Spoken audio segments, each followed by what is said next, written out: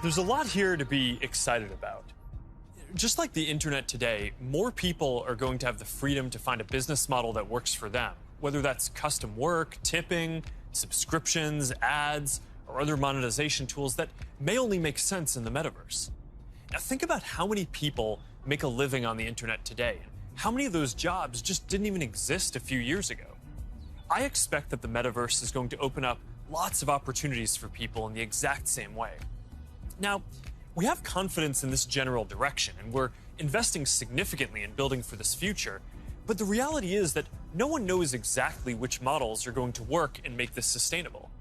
So we're going to approach this with humility and openness, and we're going to work with anyone whose efforts will help bring the metaverse to life.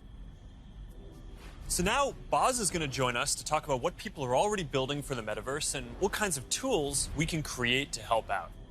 Hey Boz, I'm still kind of jealous of your robot avatar. Yeah, man, you gotta have the robot when you're working your dance moves, right? I mean, of course. Look, Mark, we've been working on Facebook Reality Labs for a long time, but we always kept the same vision, which is that we want to build tools that help people feel connected anytime, anywhere.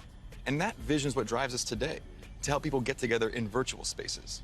We've come a long way since the early days of VR, thanks to the developers and the creators who see the potential to entertain and to educate.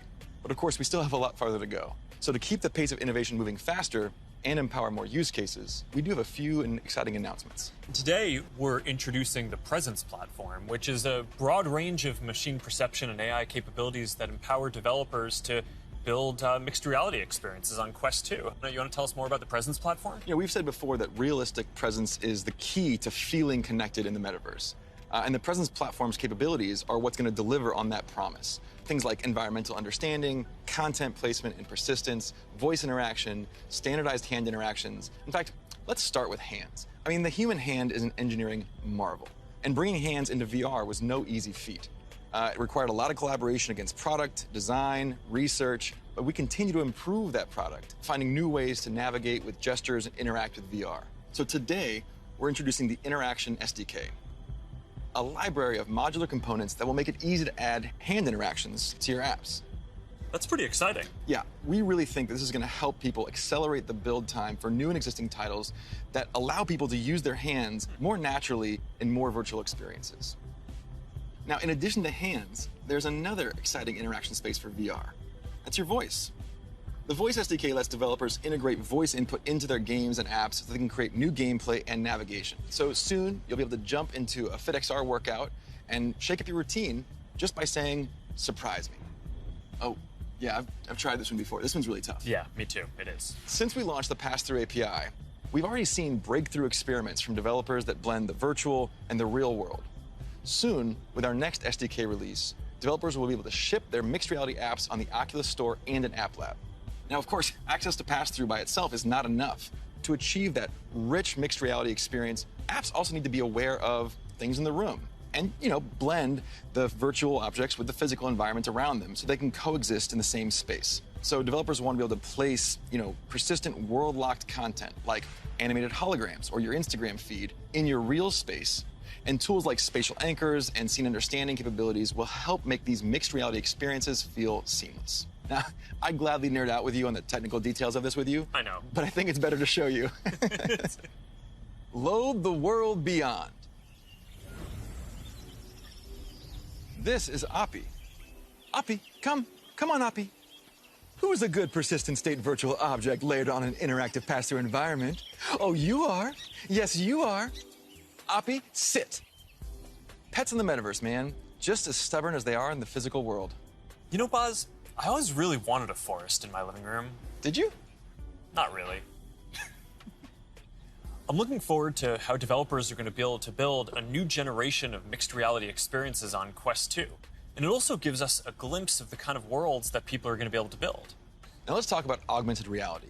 With Spark, we really focused on those use cases that allow people to both stay engaged with the world around them, but also stay connected to the people that they're not around. And creators are really leading the way here. And we're doing everything we can to support them with our know-how, with our resources, and of course, with tools. And for more on that, I'd like to say hi to Sue, the product director at Facebook Reality Labs and the head of Spark AR. Thanks, guys. Spark AR is focused on building AR experiences that empower people. to be more connected and at the same time, more present with the world around them. And creators are helping us build these experiences of today while exploring the possibilities of tomorrow. Fundamentally, we're democratizing AR creation and enabling a global community with the tools and knowledge necessary to develop the AR content and experiences that people love to use. Programs like AR Curriculum enrolled over 22,000 creators in less than a year, and we are adding additional programming to support more advanced creators. And the depth and breadth of content would not be possible without these creators. In 1 week alone, you'll see effects that bring moments like landing on Mars or the launch of a new album to life, all by tapping into everyone's imaginations. We're also powering experiences across Facebook, so imagine playing that AR battleship game from your phone with a friend in the metaverse or on an augmented call. How cool, right? Right now, we have over 600,000 creators in our community with diverse needs and motivations for using AR to engage with their fans and audiences. We know people, more than 700 million monthly across the Facebook family of apps, are already using AR a ton. We see over 80 billion effects applied per month, and we want to make it even easier for anyone to find their spark. So we created a tool, codenamed Polar, that makes AR creation possible for novice creators who have no prior experience in art, 2D or 3D design, or programming. Think paint by numbers.